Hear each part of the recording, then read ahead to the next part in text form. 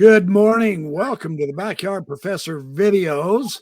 I have on program right now with me my good friend Jonathan Neville, fellow.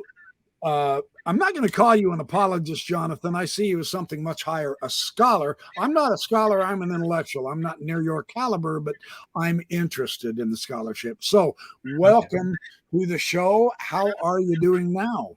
I'm doing great. It's good to see you again. It's been a few weeks. It has. It's been too many weeks. I've been intending to have you on again, but the road to heck is paved with good intentions. I'm going to get off that road to heck and quit intending and just bring you on. So there you go. Okay. I know you're a busy man. I've been watching some of your discussions on Steve Pinecker, Mormon Book Review. He's a wonderful host. And I've basically been chatting with Steve behind the scenes because of this. I'm not going to call it a new development, but this ballooning, as it were, of the negative aspect of apologetics and how it has just gotten rancorous. And you aren't in that camp. And I'm going to come on public saying right now, I really don't want to be on that camp either. But we do have a few things we need to talk about in order to get our own philosophy out. I guess you've taken some heat for coming onto my show with Steve and talking about the Heartland thesis from the now you've changed your approach and I can respect that. Truly, I'm not mad, but I wouldn't have caved into their request. But you are a better peacemaker than I am at this point. I will learn from you, but you quit calling them the citation cartel and all that. Now them interpreters. I actually like that. So what do you think is the best approach to this whole Mike Parker debacle? Unfortunately, it brings in others, Robert Boylan and Daniel Peterson and Stephen Smoot. And I know Stephen Smoot has, for lack of a better word, been really quite snooty toward you and your work, your professional materials. Yeah. You're starting a new blog, and I've just been exploring it this morning. What is our approach to smoothing over, if it's possible, this anger, this desire to fight, and my way is right, you're wrong, therefore you're not a scholar? What are some suggestions you have? Okay, well, that's a long question. It is. I apologize. If I overlook anything, let me know. But basically, for a long time, I've been talking about this idea of multiple working hypotheses, which is that we're all seeking the truth. We're all pursuing, trying to make the world a better place and help one another and so on. So I think most good-willed people have a similar objective. And we also all deal with the exact same facts. There's no facts out there that someone has that someone else doesn't have. So we're all looking at the same facts, but we reach all these different conclusions. And so I've been a student of psychology as a lawyer for a long time, because you have to kind of know psychology to deal with witnesses and so on. But I've also been, what's that? I say, boy, don't you though? Yeah. But also I'm fascinated by the way this kind of the genealogy of ideas, and also how you get an idea and how it affects your worldview. Because we all look at the exact same facts, and then we have assumptions and inferences and our explanations for those that lead us to completely different conclusions. And so what I think is an ideal objective is that's what I call the faith model: facts, assumptions, inferences, theories, and hypotheses. Because I feel like it's more important to understand one another than to try to convince one another. And there's all this. And that's the idea of multiple working hypotheses. In my mind, I see kind of a tree, a family tree, and at the bottom are all the different approaches or theories or worldviews. And as you go up the branches, you start where the original facts were, and in between are all these assumptions and biases and inferences and those kind of things. And people kind of like to jump from the fact to their conclusion without examining their biases, the assumptions they're making, the inferences they use to fill in the gaps, and so on. And that's the part that I think is most interesting and most helpful for all of us to understand. So I've given several examples, and I have a book that I've been working on for over a year called The Rational Restoration, where I explain all this stuff.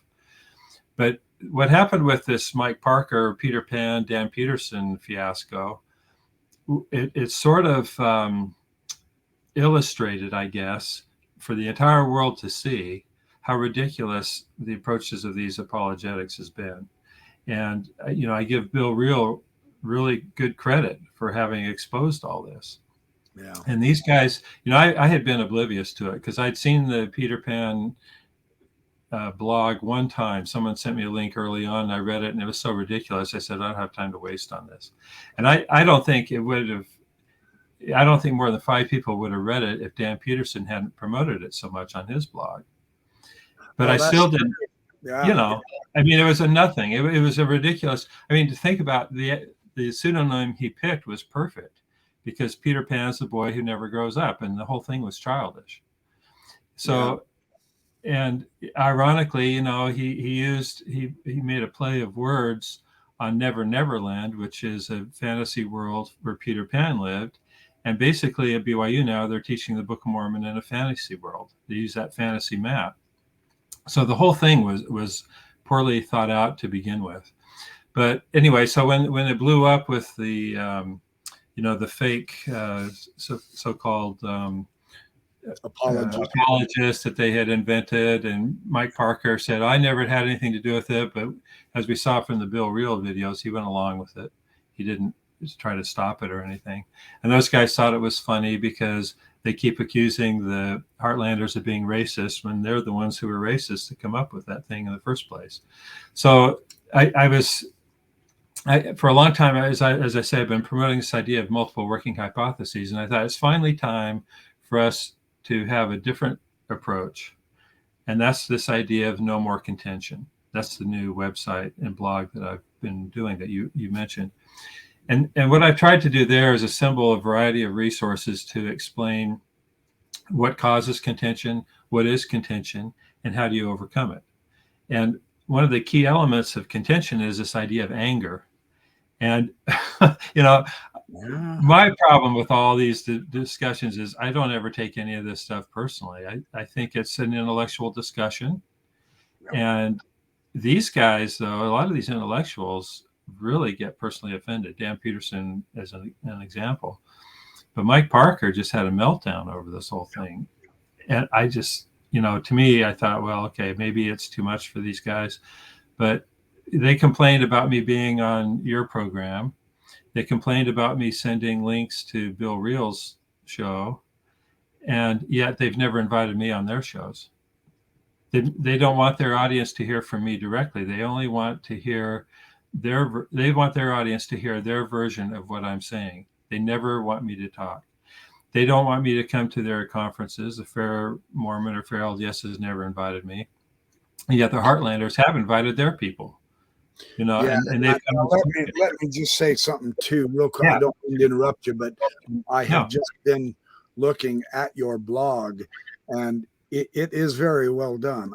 I'm personally really enjoying how you're doing the layout so that it is easy to grasp who is saying what. I enjoy your color coding.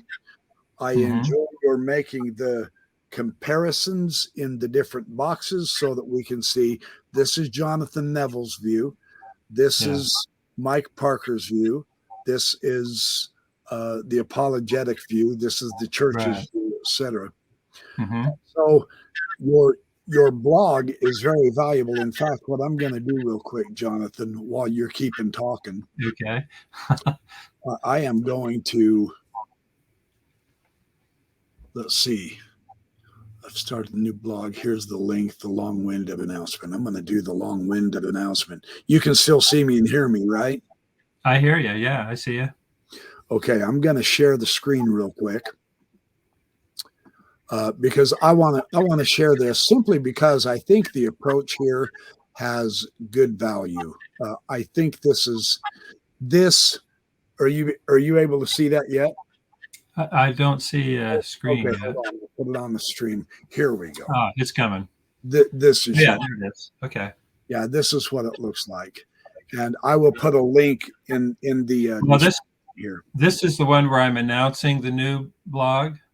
Yes, I've had this blog for several years. Are you seeing me scroll this up? Yes. Okay. Yeah. If you can't read it on the screen right here, it's another podcast and no more contention.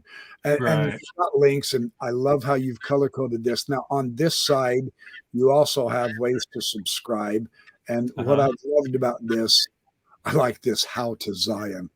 That's good. Yeah. But your pages on this side, on the right-hand side, the home page, and you've got several different concept or articles that you've written, and then down here you have more, and then here is your blog archive. You can see I've been reading through the Mike Parker materials where he has clarified and responded to you. I'll click just on this one real quick to illustrate how you do this. I love this. And I really appreciated Mike doing this because... Yes, it was a very good thing. He's trying to get his point of view. That's what we're after, right? That's exactly what we're after. And then, and I was hoping through this process that we would reach the point of having a more full-blown discussion about all these things. But instead, it would have been great. And I proposed it, but instead he withdrew. He said he never wants to get an email from me again, and he just totally blew up. Well, that's his loss, Jonathan. It is. Too bad. You can send me an email. Well, my attitude is I'm happy to talk to anybody about anything. I mean, I'm kind of an open book. I don't have anything to hide.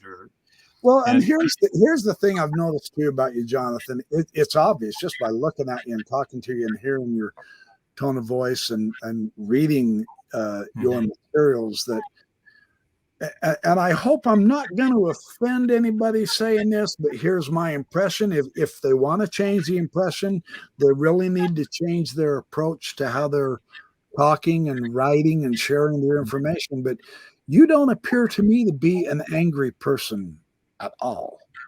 I have nothing to be angry about.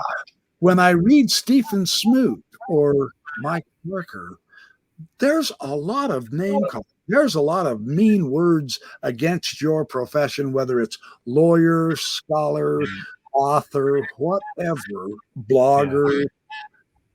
Are you hearing echoes somewhat? A little bit. No, it's not bad. But a tiny bit, not bad. Anyway, so my idea here is I want to have you to be able to share with folks why this approach can be more conducive to not only helping us all appreciate how evidence works, appreciate each other's unique insights and ideas, but to share the ideas with the spirit of growing in knowledge together. Yeah. There you go. Not that we have to disagree or agree. Agreement is not the goal as such right now. None of us know enough to do that. So, and that's good. Yeah. That would be I pointed out on this No More Contention blog, no person even agrees with themselves. I mean, I disagree with me 10 years ago. And so the idea that we have to all think alike and agree on things, to me, is not even a legitimate objective, much less not achievable anyway. And I really agree with that. My emphasis on the new blog, not this one, but the one this links to, the No More Contention blog, is to say that we want to focus on understanding one another, and we want to focus on clarity. And my problem, I love that. Yeah. My problem with some of these apologists is they focus on obfuscation and sophistry and all these things to try to present their ideas. These are the guys Yeah, those guys. And they're all great people. I'm not saying sure I don't have any problem with them. I don't Some of them I don't know personally, but I really did not appreciate Robert Boylan's manipulation of Brigham Young holding that great big 44 caliber. Yeah, I know, but to me that's like a comic book. I don't take offense to that kind of stuff. Well, I say offended, but I mean he can do better than that. So yeah, Jesus was a progressive. You want proof? Look how the Jews responded to his new ideas. So yeah, well, when it gets down to memes, I've used memes before just to have some fun and try to. Sure. My goal in all this was to try to eliminate the anger by having some fun with all this. And so I have a blog called Interpreter Peer Reviews where I talk about the interpreter per se. Yes, I've seen that and I love it. Apparently that triggers them as well, but it wasn't to be mean-spirited. It was just to try to have some fun and keep this not on a personal level, but on a more collegial level. But, then as I mentioned in my explanation here on the blog, I underestimated how important these things are to some of these scholars because this is their career. A guy like Stephen Smoot aspires to become a scholar of some sort, and so he ingratiates himself with the people he thinks are his mentors and so on. And I understand that. He can attack me all he wants; it doesn't matter to me, because and so I feel like this approach of no more contention is consistent, first of all, with what President Nelson and the other church leaders have asked us to do. It's consistent with common sense, because these battles back and forth accomplish nothing, and it lowers the barriers between us because ultimately we're all people, and I feel like these apologists want to demonize the other, whether I'm the other because I don't agree with some of their theories, or you're the other because you criticize things that they don't want criticized. Yeah. They're always trying to figure out who is with us or who is against us. That's their mentality. And to me, that's the wrong. I love what you're saying here. If I can highlight this, solving contention, what works and what doesn't. Hold on. I'm going to go get my. Yeah, I'm not sure which one you're looking at here, but I think I know what you're looking for. When you come back, I'll show you.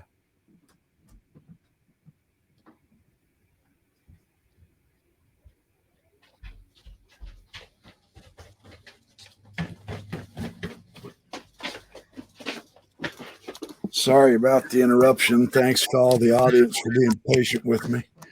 I'm going to see if that helps somewhat.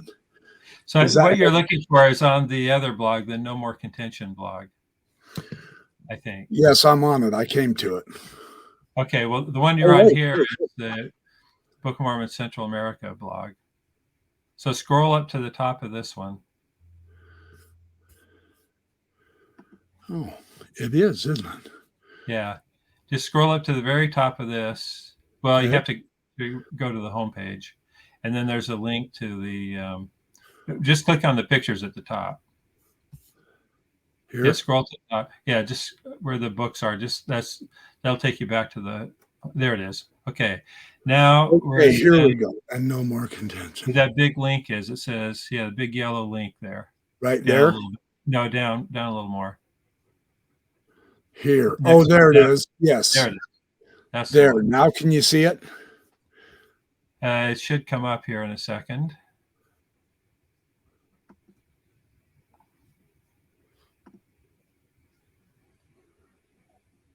No, that's the same one. It didn't go to the link.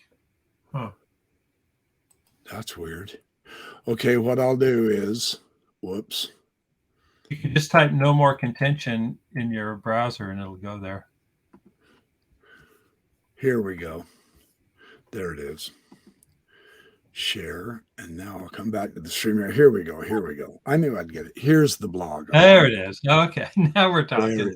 Now let me ask you real quick. Is it still there? Yeah. Are you seeing it scroll right now? Yep. It is. Okay, what I wanted to, I love this. You're explaining the three broad categories, and then I'm going to skim this real quick down to this. And you just posted this on Monday, April 24th. Right. The three broad categories, and then here we go. Here's the one. Wednesday, solving contention, what works and what doesn't. I love this right here. I just want to read this out loud. We can be open, we can be direct, we can talk about differences in a way that you can't anywhere else because we're all just looking for the truth. We're not trying to win. We're not trying to make our argument dominate. We just want to find what's right. I think that could take out the rancor without question if we can swallow our egos a little bit and Absolutely. quit making it such a personal thing if someone disagrees with my particular interpretation. Now, I put a lot of work into my interpretations, and we were just talking just before this show. Mm-hmm. I just posted that video response to Elder Dallin Oaks just last night. Mm-hmm. And you just told me, you said, well, now see, here's a good example because you 100% disagree with my interpretation. Mm-hmm. My first thought was, how could you possibly disagree? My second thought was, oh, this will be fun to talk about. And then you came into that. You said, well, maybe when I get back from Europe, we'll talk about it. Yeah. I love that idea. And I welcome you. You're more than welcome to come back on my show and you can tear my concept apart. This is great. Okay, but no, I'm not going to tear your concept apart. Remember, that's the old way. All I'm going to do is see how easy it is to fall into that. It is. We've all been habituated by that, and largely because you started off with the apologists as well, and we know that that's how that mode of thinking. Yeah. And so it's basically tribalism at a fairly primitive basis. So I'm not going to tear your thing apart. I want to understand why you think the way you do, and then I'll explain how I think I do, just so we can understand each other. And I'm not going to say you're wrong, and you're not going to say I'm wrong. We're just going to say, now I understand where you're coming from. How can we? I would love that. I really would. I'm looking forward to that. We'll do that. Yeah. And that's, just as an example on the Dallin Oaks thing, I mentioned to you, I used to live there. I used to live in Aurora. Well, I wasn't in Aurora. I was in a little town near there, but I was in the Aurora ward. So I know that area pretty well. I actually lived in Yorkville, for those of you who are from Western Chicago. But when he talked about going out and feeling impressed to give an account, a talk anyway, about kids and shoplifting. And he hadn't prepared the talk ahead of time. That was just the impression that he got. And he mentioned that a sister in the ward came up afterwards and thanked him because her son could listen to him more than to her. Mm-hmm. And to me, that is exactly the right thing to do, because any parent who's had teenagers knows that the least credible people with the teenagers are the parents, right? You're always looking for outside help to confirm what you're trying to teach the kids. I mean, that's part of growing up, is rebelling against your parents. And so no matter how good the parent is, no matter how wise they are, no matter how accomplished they are, no matter how well educated, many teenagers are going to rebel just because that's how they assert their independence and their identity. Unless your name was Nephi. Well, that's why I said most, because his brother certainly did. And you could kind of almost read between the lines there a little bit too on Nephi, because first off, he's talking about himself, but he did later on, he had that Psalm of Nephi where he had chagrin about his own weaknesses. Yeah. So I imagine he may have learned from the school of hard knocks that his parents were right, like a lot of kids do. Well, he's probably like me in some respects, in that I had an older brother that was an example for me for years on how not to be. Yeah, there you go. He kept getting in trouble, So see, thank you. Yeah, you're adding another. I don't want to be like that. But the point is that teenagers tend to rebel against parents, and so I could see why this sister would be praying for help. I understand. I see how Dallin Oaks answered that prayer. Yeah. I think it's a beautiful story. I don't think it is. I don't think he said or implied that he was the church leader that had all the answers. I don't think it was that at all. I think he was encouraging us as ordinary people to seek similar inspiration. I'll give you an example. That's true, but my impression was the parents could have had that, but they didn't, and so it came through the church leader. Well, no. See, I'm gun shy when it comes to church leaders. Okay. I'm not going to lie about it. I don't blame you. That's why I offer a different perspective. Wonderful. But see, I would say that the parents probably did have that same inspiration, but the kids didn't care because that's their parents. And it had to be. But the Holy Ghost could have helped the kids like it did Nephi. Yeah, and probably did. And maybe I'm asking too much of the whole thing. I will revisit that. Thank you. That's very. Let me give you a similar anecdote. When I was in high school, I had a friend who was a holy roller, and we talked about religion all the time, you know. And one time he told me, "Well, the problem with your church is you worship Joseph Smith, you know." And I said, "No, we don't." And so I brought him to a fireside, and it was I don't remember who the speaker was now, but it wasn't a general authority, but it was one of these guys that was on the circuit. And he started talking about Joseph Smith in this fireside, which was exactly what I didn't want to have happen. So I sat there and said a silent prayer. I said, "Heavenly Father, please get him to change the subject and talk about Christ or anything other than Joseph Smith." And almost instantaneously, he just said, "I'm going to change the subject." And he did. He changed the subject and he talked about Christ. It was amazing. To me, it was miraculous. And people were kind of like, "Wow, that was weird," you know. But it helped me with my friend because... Well, now the skeptic in me says he was looking down over the audience and he saw a strange face with you and he realized, oh. I would have been a strange face to him. I never did know this guy from anybody. But so what I'm saying is, in my own life, I've had that similar experience, and it's a real blessing, I think. It's a spiritual blessing. So I appreciated Dallin Oaks giving that story. Not because it made him look any better. He didn't take credit for doing that. All he took credit for was following the direction of the Spirit. And that's all he's asking us to do. And so I thought it was a fantastic story. So, but I like this example because you and I watched the exact same presentation from President Oaks. Yeah. You had one reaction and I had a different reaction. And it was based on our life experience, maybe assumptions and inferences we made. And we can talk about it without condemning each other. We're just sharing our different perspectives. And to me, I'm even going to have you back. Well, if I had a show, I'd have you back. Well, you're very kind. But I really like this little exchange we just had because that's the idea of no more contention. Yeah. Yeah. And we're both the better for it with this approach rather than absolutely yelling at each other and you going away thinking, well, he's just not inspired at all. I don't want anything to do with that idiot. And I'm not walking away saying, oh, he's just a naive, brainwashed guy. I'm not going to have him back. No, that doesn't have to be. In fact, I happen to know that because of the way we have this exchange, and this is completely unscripted. I did not realize you were going to go into this. So thank you for doing that, because I actually do now see your point better than I would have. And yet we're better for it. And I can't help but think my audience will at least have another angle, another point of view, so that we're all better for it. Even if we continue to agree or disagree, however that goes, is all good. That's not the big deal. Well, and I love this because to the extent we're able to persuade other people to focus on understanding and clarity instead of argument and trying to win, just like you read those passages a few minutes ago, to the extent we can do that, we can improve our little LDS, former LDS, whatever community and grow to love one another despite our differences. That's the whole point. Amen.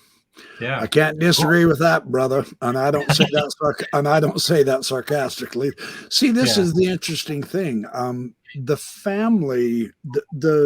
the group, I'll say that it's not like we're trying to be tribal, but Right.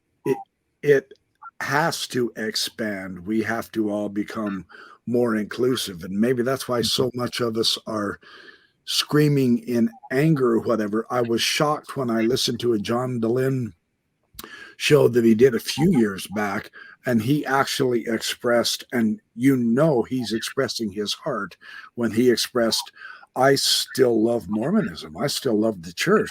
That's even though they've excommunicated me, that's irrelevant to me. This is my tribe.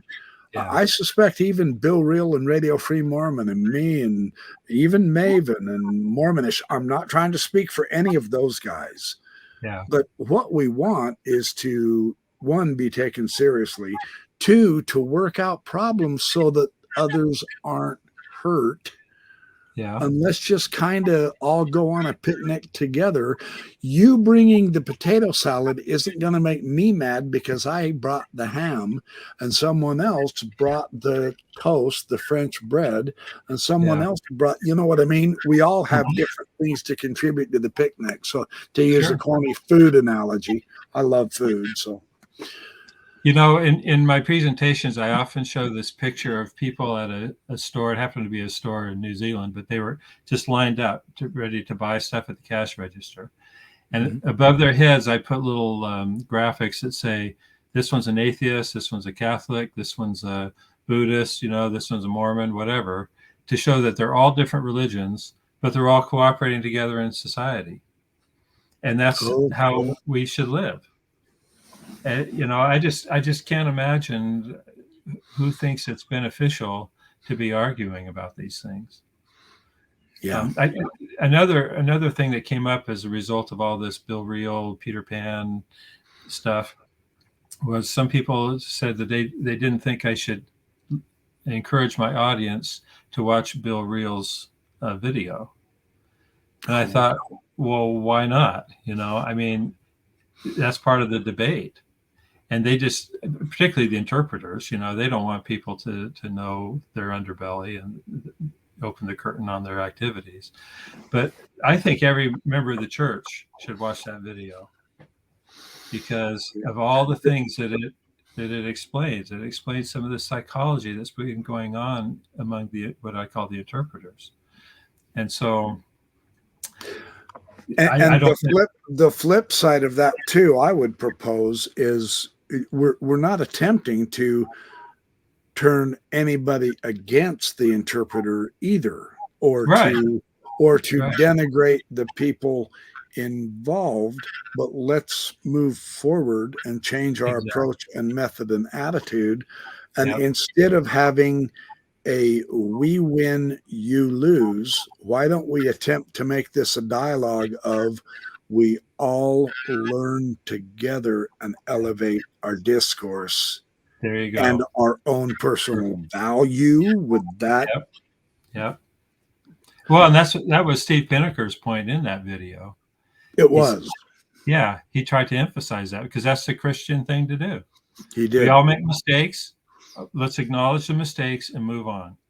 And that's what we're not going to hold it against you if you make mistakes. Criminy, I make more mistakes than everybody at Interpreter has made yet. I've got you guys all beat, but it's good. I just keep going. That's right. That's right. It's okay. It doesn't make you any less. I screamed. I'm serious, Jonathan. I don't know if you've watched this, and I'm not going to encourage you, but it is available.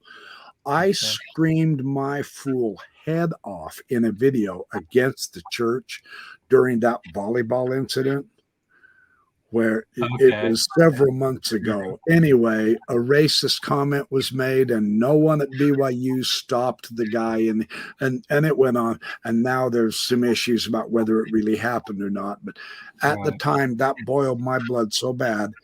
I came on here and I screamed for a solid hour. I was so furious. And then come to find out, it might not have happened the way it came out. Right. Well, I turned around and I directly apologized to the church to the leaders that I screamed at, to the Mormons, etc. It's okay. It didn't make me any lesser of a person. Now, I probably lost some audience members, but the overall response to my audience was, "Oh, we love you even more now, BYP." Cool. And that kind of shocked me.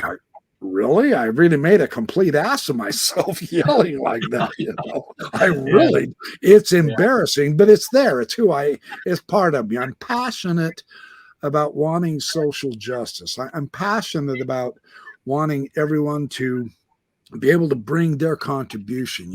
Not all people have the same gift of the Spirit or the talents. Isn't that the scripture? Right. Absolutely. Yep. So don't yell at someone if they have a gift of healing and stop them from doing it, because your gift is a gift of having a testimony of Jesus Christ, or the gift of prophecy, or the gift of tongues, or whatever. Don't forbid them to use their gift. Let's all come together and use it together. Right.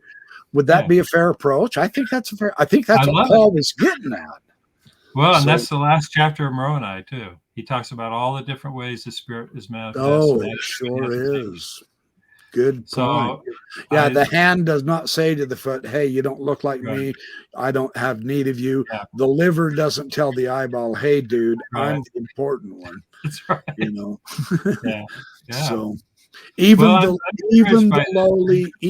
lowly little hairs on your lower leg have value compared to the hair on your head or the hair in your ears. So that's the way it works. Anyway. Well, this is encouraging. I'm happy to have this conversation, and I look forward to many more. Well, I appreciate you coming on such short notice.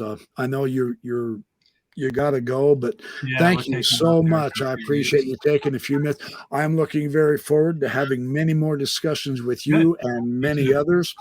And we will continue talking about your I still have yet to buy any of your books, but I aim on doing so, because I want to hear more about your Heartland and the Jonathan Edwards material. That stuff is just fascinating. So it's really cool. And I have new stuff all the time on that. So I look forward to discussing Nice. That. Yes. But let's just leave with reminding everybody our new focus is no more contention, right? I will try hard. I can't promise I'll do it at first, but I'll work on it. We'll work on it together. How's that? All right. You got a deal. Okay. I'll even shake on it on the shake screen. Hands. And you still need to come out to Oregon this summer sometime. Oh, you got it. I will. Okay. We will buzz out there after you get back. So thanks so much. Hey, you guys, appreciate all the support from the audience.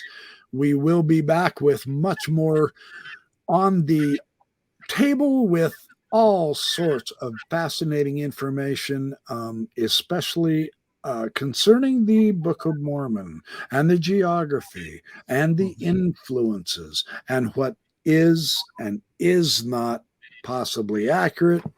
Jonathan Neville is the man who's going to give us some information from his point of view. You've authored 50 books. You've been doing this for at least 3 weeks now. So you've got something to say. So, all right. Thanks, you guys. We're going to take off. We will catch up to you soon. Okay.